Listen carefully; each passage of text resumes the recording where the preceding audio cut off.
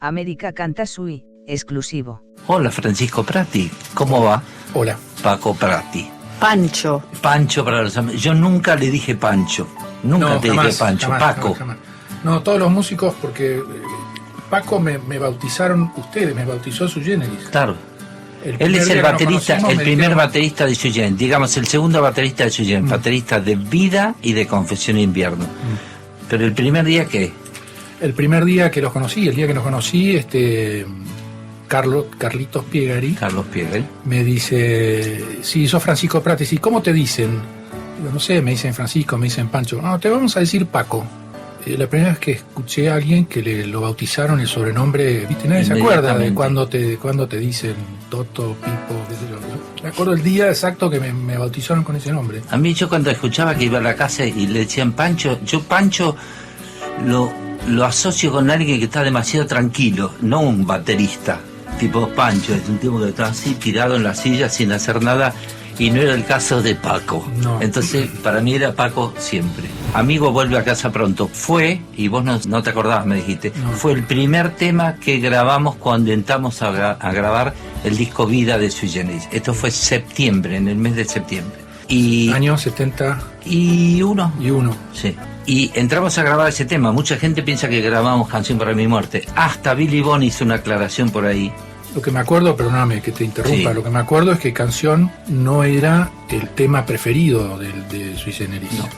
Después salió en Simple y fue un hit por la película, además, Claro. ¿no? Pero no era el tema líder o el tema que salía, siempre tenía que haber un tema dentro de un long play que fuera, que salía en Simple o que fuera el tema Caballito de batalla. Caballito de batalla. Y no era Canción para mi muerte.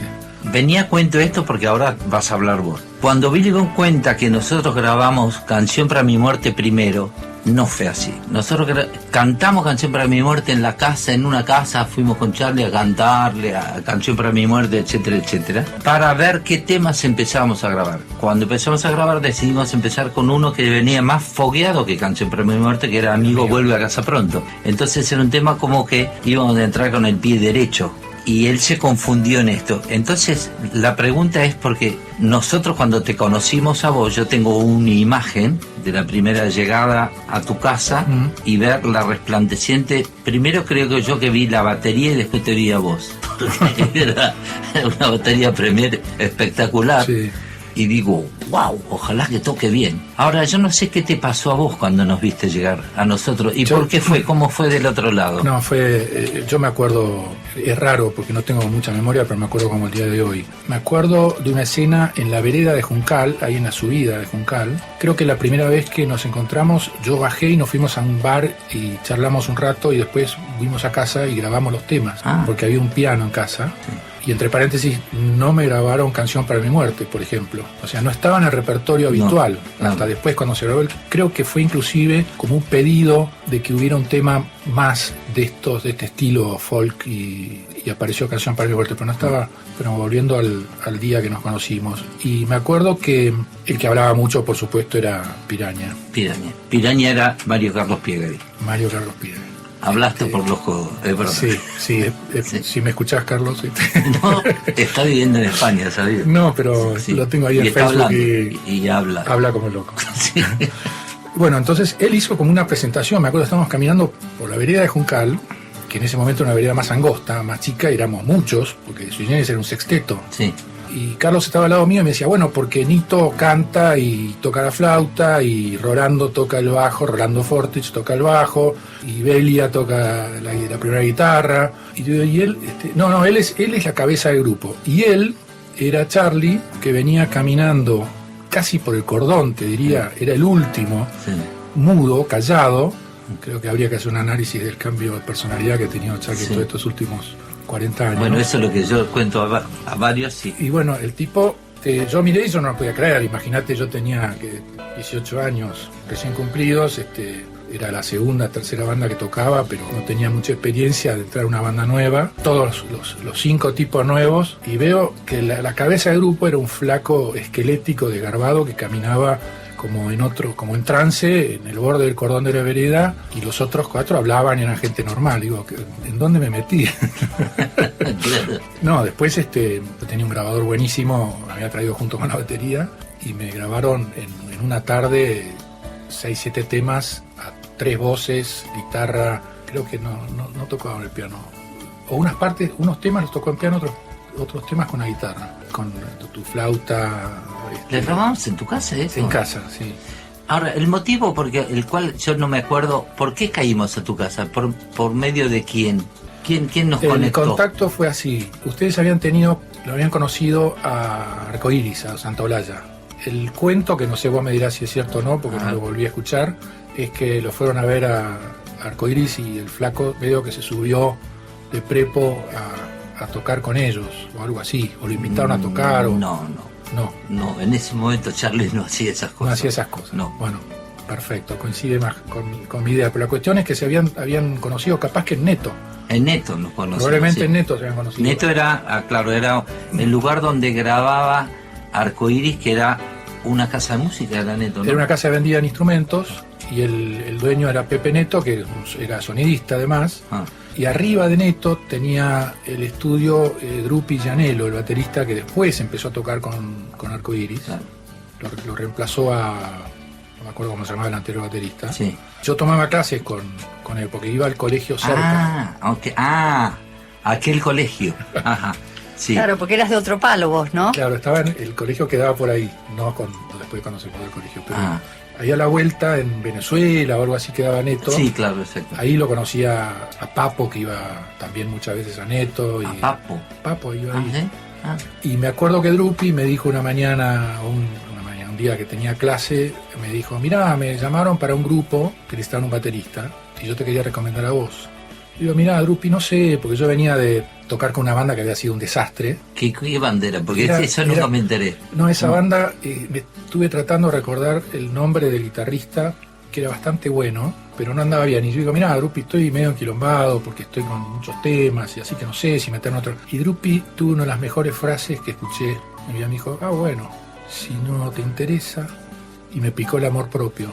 Entonces le dije, bueno, decirles que sí, que me llamen y los veo. Pero la primera vez fuimos todos juntos. Mira, si estaban todos no me acuerdo, pero estabas vos seguro, Charlie... Porque me parece que la primera vez fuimos Charlie, Piraña y yo. Si seguimos diciendo Piraña se va a ofender, pero lo que pasa es que le decíamos Piraña en el colegio. ¿Y ustedes ya tenían el pelo largo o no, eran el corte militar? Todo? No, cuando te conocimos a vos, estábamos empezando, habíamos salido del colegio, estamos saliendo del colegio, claro. Porque ustedes estaban en Caballito y vos estabas en Recoleta. Sí, ¿no? Era como otro... Retiro, Barrio Norte. Exacto, a la vuelta de donde está la Cancillería, por ahí. Otro ámbito. Otro ámbito, sí. Nosotros hicimos una mini prueba y entraste. Sí.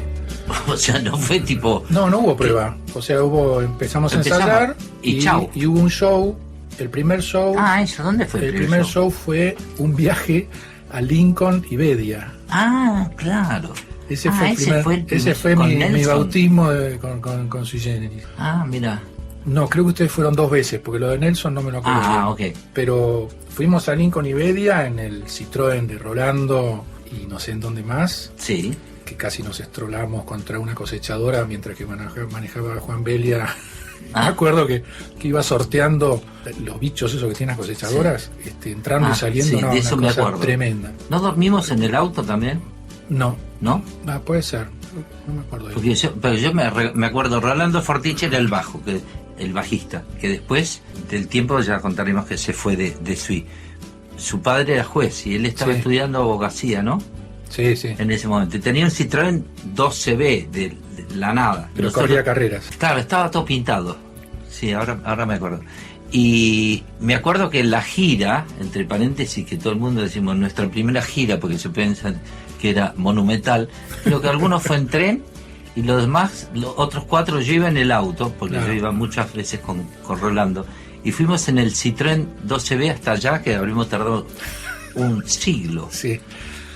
Bueno, yo lo que me acuerdo de ese show, que fue buenísimo, que llegamos y era como una casa, era un lugar chico, hicimos tantos kilómetros, pensamos que llegábamos a un teatro y llegamos a un lugar relativamente chico, y bueno, que el show salió bárbaro, yo terminé de tocar, era mi primer día mi primer show bueno, Sui Generis. Hoy decís Sui Generis es una cosa, en ese momento era... En ese momento no era nada, no una había banda disco. más, era una banda más. Sí. Pero bueno, yo creo que hasta el día de hoy, 40 y pico de años después, estoy esperando que me digan cómo salió. Viste que vos haces tu prueba y Claro. terminaste de tocar y mirás a los otros. ¿Y qué tal estuve? Claro, que no existió Nada. eso. Nada, ustedes ya tenían una super experiencia de tocar. Se ve que... No, veníamos tocando. Lo que pasa que si encajabas, claro, lo que resultaba raro es decir, bueno, ya está, formás parte del grupo, esto, lo otro.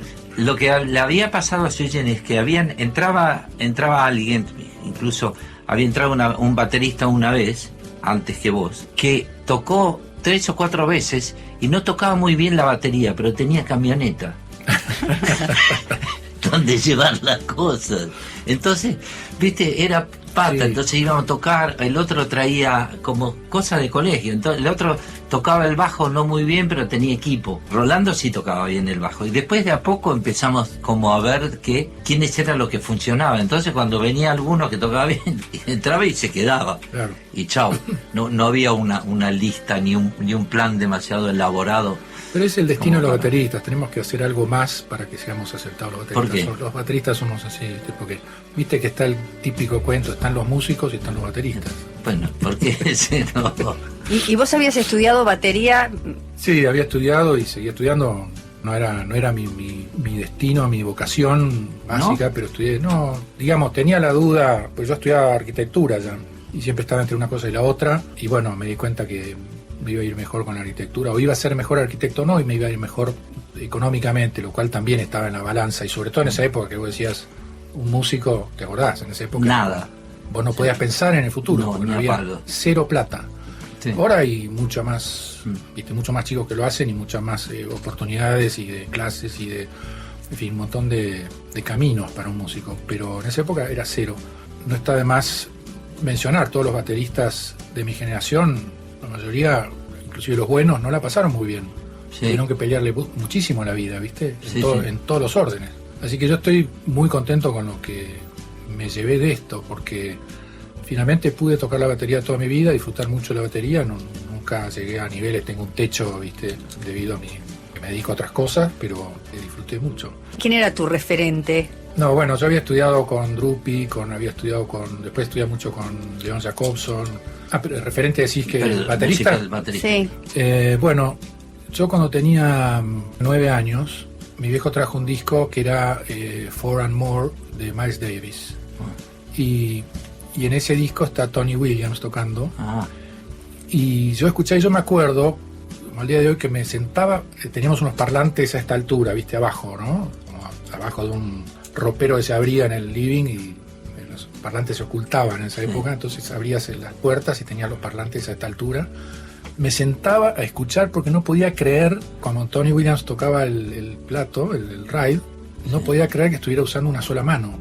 Porque el tipo prácticamente, Dividía claro, hacía muchísimo, una claro. velocidad y no lo podía creer. Él fue mi...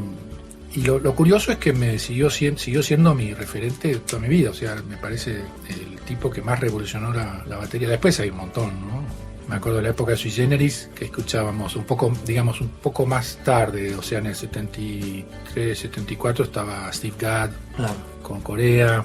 ¿Qué te acordás vos de las primeras grabaciones formales de Sui cuando fuimos a grabar Vida? Fue todo así, tipo, también, todo medio Sí. a la buena de Dios. Sí, absolutamente. Y vos no sabías que cuando fuimos a grabar el primer disco de Vida, bueno, ya Piegari se había ido, Juan Belia ya no estaba Rolando Fortich. Antes que eso, me tengo que acordar de por qué no estaban. ¿Te acordás del día de Mar del Plata que fuimos a tocar a la Comedia Marplatense, que fue el día del debut de Sui como dúo? Bueno, yo tengo la primera foto que la sacaste vos. Sí, me acuerdo. Porque como no subiste a tocar, porque no había bajista, vos sacaste Sí, la la foto y banda. está en el álbum.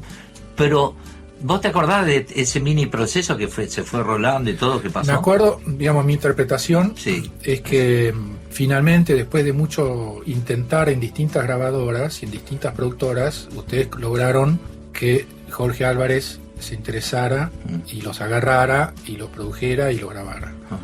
Pero Jorge tenía una visión distinta. Sui Generis, te digo, por ahí de afuera se puede pensar un poco así. Sui Generis era un sexteto pretendía hacer, el proyecto era hacer una banda de rock. Sí. Tenía una aspiración que por ahí no concordaba exactamente con el estilo musical de las composiciones que en ese momento estaban tocando. Y yo creo que Charlie tenía ese deseo de ser un rockstar desde chico, y creo que buscaba una música que para mí la encontró yendo a la cama al living, clics modernos y piano bar, digamos. Para mí son la trilogía de la música, la esencia de Charlie para mí está ahí. Sí.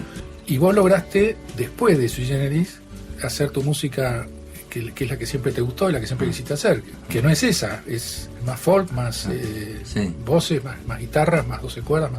Yo creo que todo ese proceso se fue desanudando como en los 90, pero en ese momento Jorge Haber dijo, no, esto no van como sexteto, no es una banda de rock, él como que le sugirió hacer un dúo.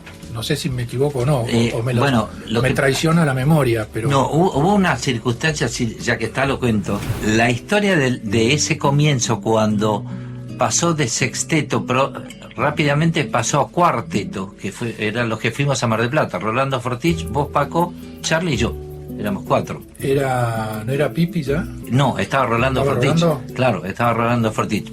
Pipi ya se había ido de Sui Generis y después volvió a ingresar a Sui Generis.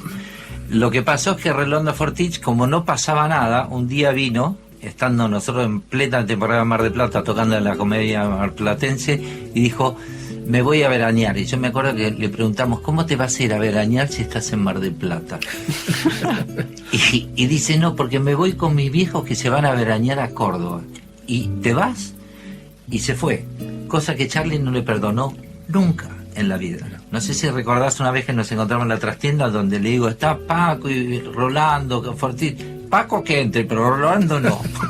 Sí, directamente. Y se fue, y nosotros fuimos a tu casa, en Mar del Plata, a ver si podías cantar algo para hacer coros, porque teníamos que tocar ese día a la noche, sí o sí, porque venía Pedro y Pablo, que eran los principales, y nosotros éramos los segundos. Se fue Rolando y no dio para que cante. Entonces dijimos, bueno, perdido por perdido, vamos en dúo.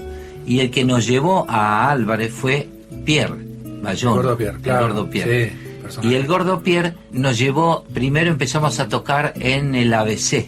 Sí, con otro bajista. Segunda trasnoche. Claro, segunda trasnoche. Con otro bajista. Y ahí vino Álvarez y dijo, para mí esto es un dúo. Que tuvo algo que ver, pero tuvo algo que ver también que se había ido después de Rolando. Escucharlo como dúo, claro. Después de escucharlo como dúo. Está bien. Claro. Bueno. Ahí es como se armó. Para él nosotros no hacíamos marketing, el que miraba cómo producir decía, no, esto es un dúo.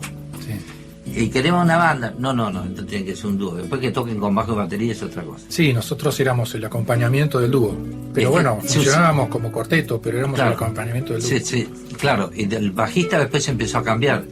Cuando fuimos a grabar, estaba Pipi Correa, pero vino Billy Bon y Jorge Álvarez y dijeron, no, pero Pipi no puede grabar. Después que toque en vivo, no sé por qué motivo. Entonces vino a tocar Alejandro Medina. Y nosotros dijimos, estamos entrando recién a poner el primer pie en un disco, y dijimos, tenemos que traer a alguien más nuestro. Entonces Paco sí tiene que grabar, porque si no nos van a meter también un baterista de la pesada rock and roll. Por eso estabas grabando vos, no grabó Pipi porque grabó... Eso siempre lo recordé, o sea, como que yo sabía porque me lo contaron además, ustedes, que Jorge dijo, Paco, no quiero Paco, porque yo había hecho una prueba de grabar el disco de Porchetto, el Cristo Rock. Sí. Mi primera entrada en un estudio fue un calambre, un desastre. Esa parte no la sabía. Toqué pésimo porque los auriculares se escuchaban mal. Pero habíamos ensayado con Charlie y Raúl en la quinta de Raúl, no sé en dónde, a 200 kilómetros de Buenos Aires. Claro, Mercedes. En Mercedes. Y entramos al estudio, teníamos todo ensayado y yo no daba pie con bola porque estaba apichonado, que yo primera vez en un estudio, te digo, los auriculares andaban mal. Entonces, obviamente, Álvarez dijo, no, los Sui Generis, que eran el plato fuerte, que él los venía postergando, pero primero grabó Raúl, después no sé qué más, que la pesada, que yo después le dio a ustedes, dijo, quiero que venga con un baterista bueno. Y eso me consta que ustedes dijeron, no, grabamos con Paco o grabamos con Paco. Así que eso fue un gran reconocimiento. Pero ahí salió de movida bien, digamos. Sí. Sí, Sí. yo me acuerdo muy bien de eso. Eso fue los comienzos. Una vez que pasó todo lo de vida, ¿vos te acordás qué pasó después? ¿Cómo lo viviste vos cuando Bueno. fuimos a filmar la película y todo No, eso? yo lo que me acuerdo mucho, que disfruté como un loco, fueron los shows, los fines de semana, hacer 2, 3 shows en una noche, lejísimos. Ahí disfrutaba mucho tocar. Era como tocar con libertad total. O sea, podíamos improvisar. Y eso que las canciones de Sui no son tanto para improvisar, pero podíamos improvisamos, nos divertíamos mucho. Sí. Yo disfrutaba como un chico tocar. De esos shows tengo algunos recuerdos vagos, pero generales, de todos los shows. Todos los shows me gustaba tocar. Pero de recitales, lo que más me acuerdo haber disfrutado mucho fueron uno en el Aula Magna de Medicina, el ciclo que hicimos los domingos a la mañana en el Ópera con eso ya fue después con Confesiones. Sí. Esos recitales fueron celestiales, eran espectaculares. Yo tengo un recuerdo que se me vino ahora. Él tenía un Fiat, o la madre. Sí. Su mamá tenía un Fiat. Íbamos a los shows y yo siempre insistía que quería manejar. No tenía auto yo, porque no quería tener No auto. manejabas muy bien. Sí, pero no tenía ni siquiera registro. Ah, eso ¿Lo sabías? me enteré ahora. Y una vez fuimos al auto y le digo, ¿me dejas manejar, Paco? Sí, bueno, te dejo manejar. Y yo había dejado el freno de mano puesto. Y te acordás que salimos andando así, claro, cuando dejas el freno de mano puesto, te quedás sin freno. Sin frenos. Y estamos en un momento donde aprieto el freno, ¿te acordás? Me acuerdo perfecto. Y doblé y me metí adentro de un terreno baldío que vi, digo, voy a chocar y lo metí adentro de la vereda, en la provincia, adentro del terreno baldío, ¿te acordás de Me eso? acuerdo, como no me acordás, si yo veía el semáforo, digo, este boludo no frena. no frena, y de repente dobla. Doblo y me Y meto era adentro como del terreno. una subida de un garage. Por suerte era subida, entonces al ser subida lo frena el auto. Sí. Que venía, que eso, a 50, 60, que es un montón, si no frenás. Y nunca se te ocurrió sacar el freno de mano. No, es que se no, había quedado sin ya freno está, ya, se había quedado sin freno. ya había sido. Y tengo una de Charlie con Rolando Fortich, que la única vez que yo lo vi manejar un auto a Charlie, que era el No. Citroën 13B, solos en el bosque de Peralta Ramos. Creo que Rolando le dice a Charlie, ¿nunca manejaste? No, probá, bueno. Y se sienta a una calle normal, campo, o sea, árboles alrededor, nada, todo derecho. Se sienta Charlie y era hacia la derecha la banquina, hacia la izquierda la banquina, a la derecha iba en el zigzag. Yo, no puedo creer que no puedas agarrar el volante y llevarlo así. No hizo un cambio. Rolando Fortich automáticamente dijo, acá con este nos vamos a matar. Fue la única vez que vi manejarlo en el auto a Charlie. Rolando decía en tono afectivo, pero también un poquito crítico, le decía, vos Charlie para la música sos un genio, pero para todo lo demás... Escuchame, cuando empezó Confesión de Invierno, vos entraste a grabar, grabaste todo el disco excepto dos temas, creo, nomás. No, sí, ¿cómo fue? no, había que grabar, creo que se postergó la grabación, no sé, algo pasó con el cronograma y yo tenía un viaje y yo estaba ya medio enloquecido con la mezcla de cosas que estaba haciendo y que la arquitectura y que, no sé, tenía un viaje a Santiago del Estero con otro grupo, qué sé yo, y yo creo que a Charlie tampoco le gustó mucho que yo me fuera en esa grabación.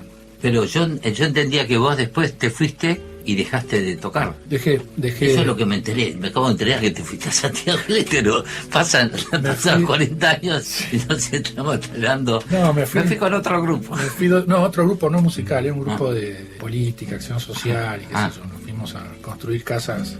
Viste, esa época había una ebullición, Tipo misionar. sí, a misionar. En la época que uno piensa mucho, filosofa mucho y tiene esas ideas políticas y el deber ser y qué quiere ser. Bueno, hay un balurdo en la cabeza vocacional.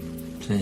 Y me siguió pasando, o sea, durante 2 años no toqué, después volví. Claro, Cuando bueno, claro, cuando lo fui a ver a ustedes, el Adiós Sui Generis, ¿no? Fue por ahí, que vos saliste y me dijiste, Claro. querés tocar con los desconocidos, y volví encantado y volví a tocar otros 2 años, después de nuevo, giras, ¿viste? Ahora eso me lo contás Sí, después. muy ¿Tus padres rápido, qué muy decían? ¿Tus padres qué decían cuando vos tocabas con Sui Generis? Nada. ¿Les parecía genial? Libertad total. Qué bueno. No les parecía genial para nada, pero me daban libertad total. Porque Alejandro Ponlecica siempre dice que Charlie y Nito inventaron la juventud, ¿no? Pero en esa época los padres no se daban mucho cuenta. No tenía ni idea, me parece a mí. Bueno, aparte se fue dando, porque en realidad la intensidad, la dedicación y los shows, y eso vino de a poco, o sea, no fue de Sí, golpe, no porque fue yo de empecé a tocar. Pero igual yo percibía el cambio de la expectativa de mis viejos, porque claro, mis viejos eran muy amigos de los viejos de Janito Campos. que vos conocés, Sí. o conociste. Y ellos le decían, ¿cómo hacés vos para que tu hijo, porque este otro loco no estudiaba, digamos, Corría en auto, corría en Janito. auto y claro, creo que la política de mi viejo fue esa, fue confiar en mí, darme... Y yo se lo planteaba, a veces le decía, che, voy a empezar a tocar una banda de rock y qué sé yo, y bueno, pero está bien, si a vos te gusta, sí, bueno, pero voy a desaparecer, me voy a ir de gira, qué sé yo, sabés que hay drogas y qué sé yo. Me decía, no, bueno, nosotros confiamos en vos. Increíble, porque... Vos sabés, te puedo decir una cosa. Sí. Janito Campos, cuando yo vivía en Londres, llegó un día y se metió en el piano de casa y tocó El Fabricante de Mentiras. Fue la primera vez que yo escuché ese tema en el año 76. Mirá vos. Sí. Y bueno, y en esa época decirle eso a los padres, me voy a un grupo de rock, era más o menos tipo medio de terror, porque al decirlo ahora a un grupo de rock en una de esas te puede ir bien, en ese momento era como una nebulosa, el futuro era una nebulosa. Sí, era un riesgo meterte en un camino que por ahí no tenía futuro, porque Sobre todo si ibas a dejar la arquitectura, por ejemplo. yo me acuerdo que no existían los viejos en el rock, No, claro. no existía gente Grande. porque no había gente que hubiera sido rockera de joven, porque cuando eran No existía. jóvenes no existía el rock, entonces no había gente grande. Yo me acuerdo un día aparecieron unos dibujos de un artista que los dibujó a los Beatles viejos. Ajá, sí. Mirá, viste, mirá, Claro. qué loco esto, ¿no? Claro. Qué trip. Claro. No había viejos, y ahora somos nosotros los viejos. Yo me acuerdo que Leo Sujatovich, ¿te acordás? Sí, Leo. Cuando era muy chico, yo grabé con él cuando él tenía 16 años. Comentaba, dice, no, hay que grabar y hacer todas las cosas ahora porque después de los 40 años el rock va a morir. Y era una cosa que él, no es que se le había ocurrido, sino que había escuchado también por ahí, porque se decía... Era inimaginable un rockero que de dure. 70 años. No. Era inimaginable, o sea, decías, no puede ser, no. Porque no uno puede veía ser. un tipo de 70 años, en ese momento era un tipo grande que se dedicaba a otra cosa y era imposible que se suba a un escenario a hacer nada. No había una imagen representativa que vos pudieras proyectar al futuro de lo que era tu presente. ¿Y había política ya en el rock? Pues es un tema, me parece que sí, pero como que en Argentina costó mucho asumir una postura política seria dentro del rock, ¿no? Había muy pocos iluminados, digamos, me parece. Bueno, ¿no? pero aparte, como cualquiera que quería entrar, eran como individualidades que en una de esas pertenecían a un partido, no había como un grupo de rock. Primero porque el rock en los comienzos estaba visto por ciertos partidos políticos como capitalista, porque el rock es extranjerizante, etcétera, etcétera. De hecho, por ejemplo, Spinetta, que creo que se intentó acercar a un partido y dijo, no, vos haces rock, sos extranjerizante, y se veía, incluso los jóvenes de la misma edad veían como que iba a ser como una invasión, nos van a invadir los capitalistas de Estados Unidos en Inglaterra. Se veía como una cosa... Sí, era o eso o una desvalorización total de estos pibes ni pie, no tienen nada en la cabeza, son unos hippies, qué sé yo. Y aparte, a mí me parece que al principio, no sé, esto probablemente lo desmientan mucho, pero yo lo veía así, estaban bastante separados los grupos. De hecho, cuando aparece Sui Generis, no había dónde encasillarlo a Sui Generis, porque no era un grupo de rock, no era un grupo hippie, no era un grupo heavy metal, no era un grupo de la nueva ola de Palito Ortega, no había cómo encasillarlo. Entonces rompió un poco esos esquemas, porque estaba claro que estaban los rockeros y estaba el resto del mundo, o sea, los rockeros, los hippies, estaba, no sé, los Gatos y por otro lado Almendra, y me parece que recién después de Sui Generis hubo un poco de crossover, ¿no? O sea, como que empezaron a animarse a tocar uno con el otro, juntarse a tocar juntos, que antes no, no se daba mucho, no existía, eran como bandas muy separadas. De hecho, las bandas, nosotros cuando íbamos a ver Arcoiris, que Arcoiris mismo, por ejemplo, pertenecía a otro, era una comunidad, entonces era tipo, el único que se juntaba más era León, por amistad con Gustavo,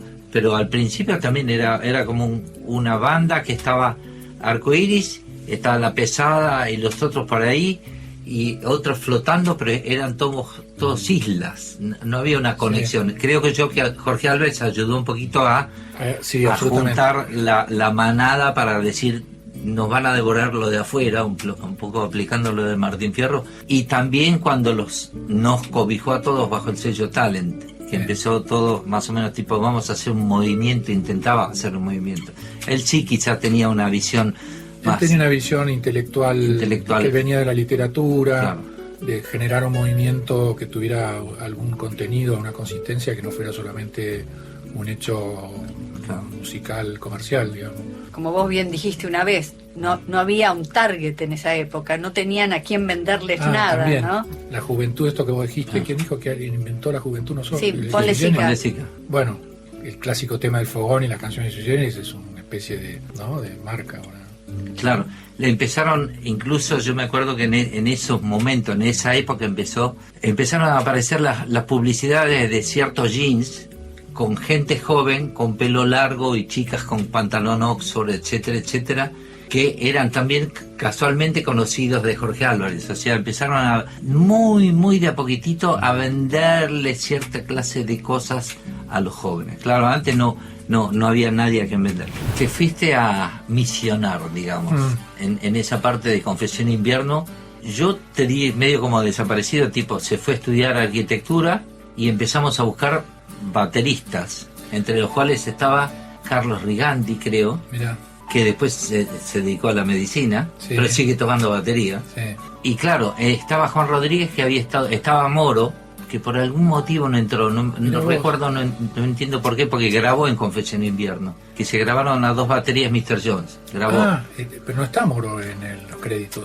no sé por qué no está, porque Mirá se vos. grabó a 2 baterías, se grabó. Mirá, yo me entero ahora que No, fui claro, sí, reemplazado por Moro también. Qué No, bueno. es que vinieron, no sé si fue una idea de Billy Bond de grabar ese tema con 2 baterías haciendo lo mismo. Y estaba Juan Rodríguez y Moro. Creo que Moro por algún motivo estaría armando Color Humano o alguna banda de esa. Ah. Y Juan Rodríguez, que era más grande que nosotros, Billy dijo, pero es un baterista profesional, y ahí entró Juan. En la última parte de Sui, cuando ya hicimos, perdón, no fue en Confesión de Invierno, sino en Instituciones, cuando grabó Juan. No, Juan grabó en Confesiones. Grabó en Confesiones. En Confesiones también. Juan sí, Juan grabó Una de un cine. Una un cine, Mr. Jones, Ah, bien. y no sé si alguna más. Ah, ok. Pero aprendizaje y todas esas las grabaste No, vos. esas son mías, sí. Ah, está. Bueno, la cosa es que te fuiste, se separó Sui Generis. Yo lo que no me acordaba que el día del adiós Sui Generis yo te dije de volver. Ese mismo día nos fuimos, me acuerdo, caminando. Eso no me acordaba. Esa misma noche, caminando por la 9 de julio. Ah, sí, mirá. Que nos fuimos juntos del Luna Sí, Park. ese es mi recuerdo. Mira vos siempre dijiste te habías ido No, solo. no, No, Después, caminamos. después. Después está ese cuento, yo no sé si Yo lo me fui. escuché o lo leí, qué sé yo, que terminaste comiendo solo en un Sí, lugar. no, que- eso sí, seguro. Estoy seguro. Pero creo que salimos caminando y durante yo me habré ido, me habría tomado un taxi a mi casa, algo así, algo pasó. Pero me acuerdo que me dijiste que estabas armando con Alfredo, claro. si quería tocar. Para mí fue extraordinario, porque yo hacía 2 años que había dejado y me decía, qué boludo, tengo que Claro, seguir. porque nosotros cuando se estaba separando Sui, yo me acuerdo que en el vapor de la carrera estábamos volviendo de Uruguay, Uf, qué viaje ese. e hicimos varios. Sí. Uno con Papo, ¿te acordás? Sí, absolutamente. Que nos recibió allá el que usaba guante blanco, Carlos Viso. Ah, qué sé Carlos yo. Viso, sí. Ese viaje en el barco de la carrera con Charlie, vos, Pipi, Ahí estaba Pipi Correa. Maya Rosa, en ese barco. Y Papo Nos con sacamos una toda foto. su banda. Pero ellos creo que viajaron, no sé si viajaron, o sí, viajaron con Sí, nosotros. sí, terminaron todos tocando, creo, en la UAT del lugar. Fue una noche larguísima. Me acuerdo que Papo se pasaba el día con el Walkman, estábamos pasando la aduana y seguía con el Walkman puesto, escuchando, y el tipo de la aduana decía, señor, el tipo decía, no puedo perder un minuto, y seguía escuchando. Estaba nuca. Mal. En esos años andar con un Walkman era No. insólito con auriculares porque No. no lo hacía nadie directamente.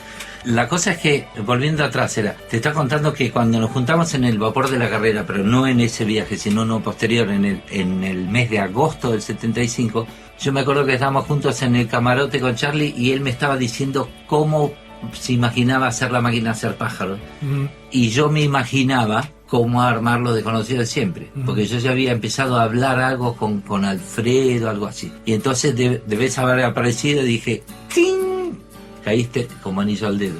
No, a mí digamos, tu música Porque a mí aparte me encantaba asociaba tocarla. Alfredo y Paco, digo, tal para cual para mí. Me cerraba. No, la verdad que fue muy buena química tuvimos y me tuvieron que empujar un poquito porque yo al principio no le metía toda la energía. Me acuerdo de algún ensayo que me levantaron el peso, pero la música yo toco de esa manera, Claro. es lo que yo toco bien. Lo que siempre toco ahora es jazz, que no tiene nada que ver y que es mucho más difícil y que no lo toco para nada tan bien como toco eso, pero me gusta más ahora, ¿viste? Claro, claro. Y te quedaste en Lo Desconocido, el primer disco. Sí, otros 2 años. Otros 2 años, cada 2 años. Sí. Claro, después de allá, después que se fue de 2 años, pasaron 2 años más, digo, se va a recibir de arquitecto algún día, supongo. Te recibiste de arquitecto. Sí, me llevó un par de años más, pero me recibí de arquitecto, sí. Pero seguís tocando, ¿no? ¿Y ustedes no se Sí, vieron otra por vez. mucho tiempo? Sí, por mucho tiempo no nos vimos. Sí, bastante tiempo. Sí. Sí, claro, cuando deja... eso es lo que pasa, que a veces preguntan, ¿no se siguen viendo? Es raro cuando estás en la cosa cotidiana de estar en una banda, te ves mucho todo el tiempo, esto, lo otro. Cuando alguien se va, vos decís, ¿se siguen viendo? No, empezás a ver a los nuevos de la banda, es como se arma otra familia y sigue andando esa misma familia y todo. Es raro. Y Sí. cuando te metes mucho en una banda no ves a ninguno de los otros músicos demasiado tampoco. Porque antes uno no iba a ver tanto a las otras bandas, no era mucha costumbre. Bueno, el término estar en una banda para nosotros tiene un significado que para los músicos de ahora que le llevamos 20 o 25, 30 años es otro significado. Hoy estás en una banda, sí, pero estás en una banda como puedes estar en cualquier otra. Mañana es un laburo y Claro. grabás y en nuestra época estar en una banda era casi como lo que contaba de Arcoíris, que era una hermandad, que Claro. o sea, era como casi como Como los un mosqueteros. espacio humano, como un equipo de fútbol, digamos, Sí. como un grupo de amistad muy fuerte. O sea, nosotros no éramos amigos del colegio, no éramos amigos de salir al cine, pero el vínculo era muy, muy fuerte. Claro, está haciendo un proyecto en común Claro. de trabajo y era acá una cierta clase de amistad. Pero incluso con los plomos, con todos los que rodeaban a la banda, eso es lo más divertido. Y tenía una cosa de pertenencia, estoy en la banda, tengo una banda o estoy en la banda de... Eso era una cosa como Sí, hay una cosa importante. de identidad, Sí. de pertenecer a un Sí. grupo. Era Y como ahí- tener padres. de ahí Tenés la- padre y tenés una banda. De ahí lo de pelearte con el tipo que te saca de la banda o con el tipo que se va de la banda, o sea, lo de hacer la cruz. A mí me sigue pasando, pues yo sigo tocando y tengo en este momento 3 bandas. Y en una, el otro día dijeron, che, llamémoslo a tal, que no, ese tipo no puede tocar conmigo. Digo, ¿por qué? No, porque yo tuve una banda y el tipo un día puso otro baterista. Yo con ese tipo no. O sea, Esta cosa de la lealtad. Claro. claro, como si vos te vas de una banda sos un infiel. Y eso me quedó un poquito, es un poco enfermizo ahora, porque No. ahora no se maneja de esa manera. Ahora las bandas van y vienen, viste, sacan un Sí. músico, ponen otro, hay un show, entonces toca, después la banda cambia de nombre. O sea, hay una. Bueno, es otro nivel de éxito de producción, o sea, son bandas como bastante under. Pero igual yo tengo esa idea, cuando estás en una banda tenés que estar bien con los músicos, con los que estás, tenés que ser amigo, tenés que estar... No, Sí, tiene que haber tiene química. sentido. Yo creo que los que empezaron, yo me acuerdo que los Rolling Stones, cuando se fue el bajista Wyman, Bill Wyman. dijeron, ellos se habían dicho, el que se va de los Rolling Stones se va con los pies para adelante, o sea, se tiene que ir muerto. Y no se la perdonaron nunca. Que se haya ido, tipo, es como una traición. En esa época es como una tradición que empezó con los Rolling. En esa época, Sí. vos si te ibas de una banda, ni se te ocurra. Quiere decir que no volvés más. Es tipo, sos una especie de traidor, era. Sí, de que hecho- me perdonó Charlie, porque no... No, con vos no. Yo me acordaba lo de Rolando porque me quedó grabado, porque a mí también me jorobó en su momento. Yo lo pensaba de distinta manera, pero digo, ¿cómo te vas a ir? O sea, no viene, está bien, venían 15 tipos a vernos, no venía nadie. Entonces, vos no te podés ir, porque nosotros teníamos la idea, hoy viene 15, pero mañana va a venir, pero hay que tener paciencia. O sea, hay que esperar, acá hay que esperar y el que se va pierde. Eso siempre me impresionó como la tenían clara vos y Charlie, ¿no? O Es sea, que teníamos una fe ciega. sabían que iban a triunfar, Absolutamente. sabían, estaban absolutamente seguros. O sea, a mí eso siempre me impresionó. Sí. Sobre todo cuando lo lograron, digamos, que digo, la puta, tenían razón. Sí, para mí era una fija. Claro, cuando Pero no triunfaron sabía en- cuándo iba a pasar. Pero Entonces ¿cuándo había fue- que esperar. ¿Cuándo fue el día con Sui Generis que vos dijiste, ¿La vamos a pegar? no, la pegamos? ¿Cuándo fue cuál Fue fue la un confirmación? A ver instante si que es la- el mismo que yo pienso, ¿ver? La confirmación para mí fue cuando tocamos en el Teatro Astral. No, pero vos no estabas todavía. O sea, estabas por estar.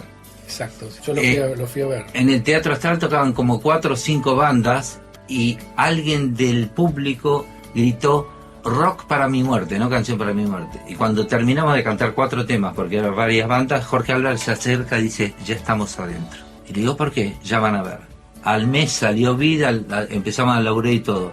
Porque era inusual, yo creía que había que esperar a escuchar el disco en la radio en el taxi, como en las películas, viste, que entras al taxi, escuchás el tema y empieza a sonar. Hasta y que para se mí, ponga el sol ahí, había sido antes de... sí, claro.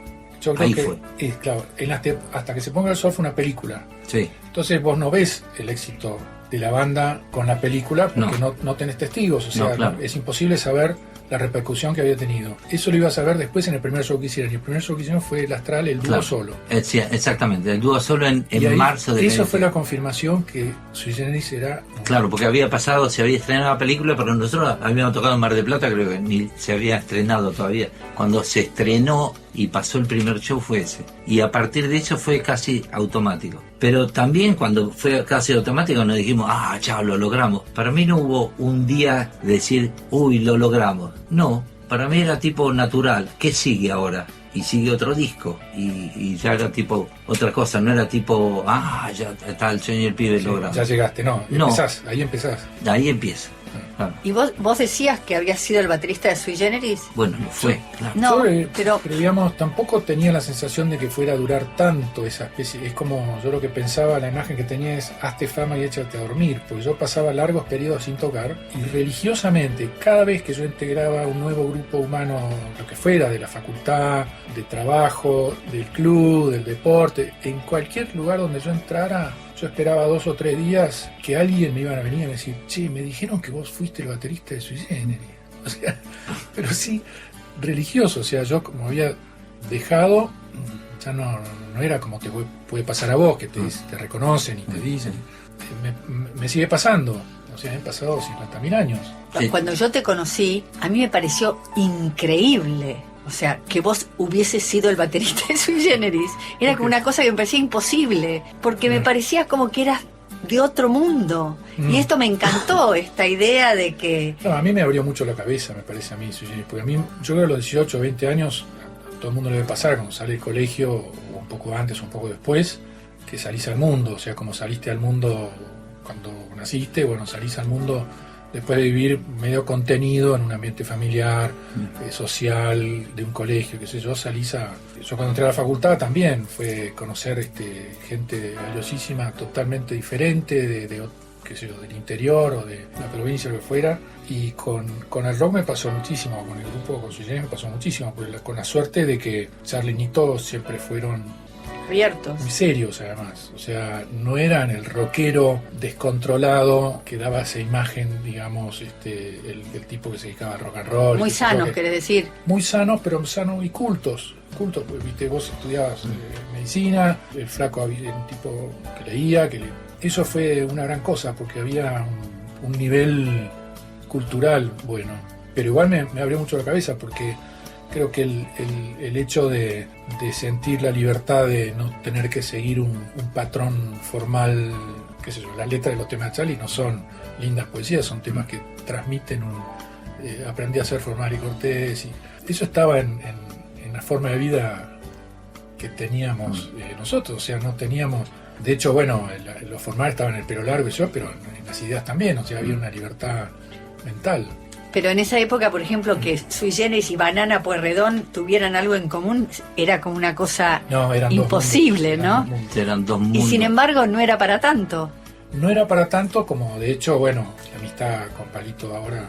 Claro, está muy bien. En ese momento para mí Palito era el diablo.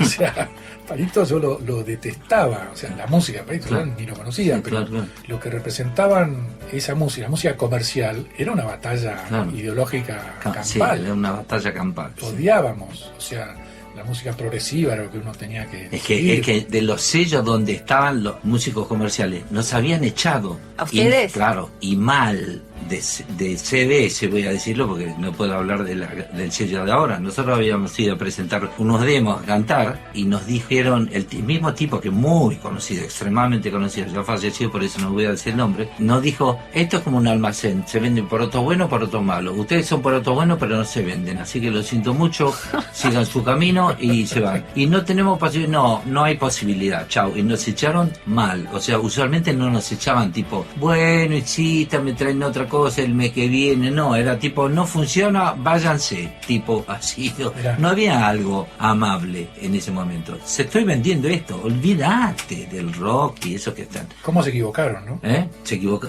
Bueno, pero Ese como nos placer. echaban de esa manera, nosotros cada vez que nos echaban era más insistente todavía, porque decía, yo estaba convencido que nos iba a ir bien y Charlie también estaba convencido. Nos van a echar, ok, nos hace más fuertes. Se piensa que nosotros vamos a dejar, olvídate que lo vamos a dejar. Más de uno se Y aparte el equilibrio era cuando no estás solo, cuando vas uno con otro a pelearla, que te da uno afloja y sube el otro, se afloja el otro, sube el otro. Se van compensando para seguirla adelante. Sí, funcionó, son esas... El yin yang, digamos. ¿Cuántos no habrán funcionado? Pero qué maravilla que hayan podido funcionar de esa manera consistentemente en el tiempo, porque Sí.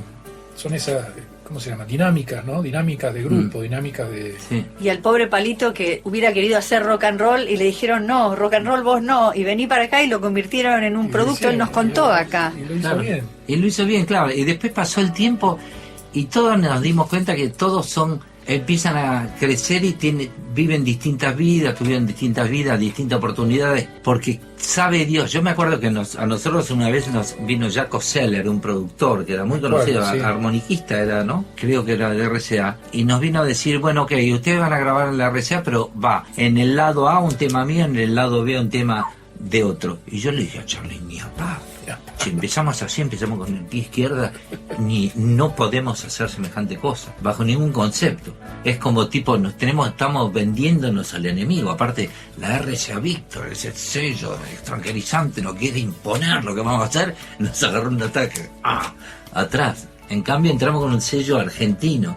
No a propósito, fueron los únicos que nos agarraron. No era porque dijo, el micrófono es argentino, no. A nosotros nos agarraba un sello extra yankee y grabábamos igual. Simplemente que todos nos echaron. Lo que a mí me encanta de esto que vas contando es que, digamos, mi reacción a la música comercial en esa época era que yo estabas en una fiesta bailando con una chica y ponía un tema de Palito, yo Te sentaba. reía, ¿viste? Claro, así, Esa se era sentaba. mi relación con la Sí, música. claro. Eh, Sí, era así. O Una estabas relación. en el auto escuchando música, y no compraba esos discos, compraba los... Pero ustedes vivieron el destino de su vida, la vocación, el trabajo, con esa lucha. O sea, no era una lucha formal, era tu vida Sí, claro. diaria. O sea, decidir no firmar un contrato con RCA Víctor Sí. porque te querían prostituir, te querían poner un tema que vos, el otro tema hacías lo que vos querías. Sí. Estaba todo preparado para que vos dijeras que sí, y vos dijiste no voy a ceder claro. ni un centímetro. Es que encima era el Tampoco lado B. Tampoco tenías, tampoco estaban viviendo lleno de guita ni nada. No teníamos No un tenían un sobre plan. partido para nada. Eso me parece maravilloso porque es realmente una vocación. Ahí está el arte. Ahí está el arte, sí. Y el compromiso con las ideas de uno, ¿viste? Que no es fácil de encontrar. Bueno, la recompensa fue importante, porque eso se nota, lo que iba a decir de Palito. O sea, Palito, ¿por qué lo queremos y no tenemos esa animosidad que por lo menos yo tenía en esa época? Pues es un tipo totalmente sincero, transparente y honesto. El tipo no es un tipo que se aprovechó de esa... Claro, El exactamente. tipo lo que hizo fue otro estilo. Sí, claro. Y Es eso. tiene algunas composiciones que si vos le sacás las pajas del trigo, no sé cómo se dice, Sí, dicho, son buenas composiciones. Claro. Y aparte hay una cosa que uno va aprendiendo con la madurez. Le fue bien, trabajó para eso, se lo ganó. Hay un montón de gente, millones de personas que lo siguen. Hay algo, evidentemente. Tipo, en ese momento era otra cosa, pero ahora uno lo ve a la distancia y decís, pero Sí. fue todo un trabajo de toda una vida. Bueno, Y ahora nosotros graba- evolucionamos, ¿no? Evolucionamos. Sí, menos mal. Ahora Palito graba con Juan, se canta con Nito y El con otro día Charlie. grabamos juntos. Qué bueno. Claro. Y la verdad Muy que bien. es un tipo... Yo el otro día lo conocí cuando te fui a escuchar y le tiré la lengua y le dije, vos también sos baterista. Ah, claro, Y el claro. tipo encantado, así que Sí, charlamos un claro. minuto ahí, me cayó muy bien. Bueno, Muchas gracias. no, gracias a vos. Siempre nos volvemos a encontrar con algún motivo y así seguirá siendo.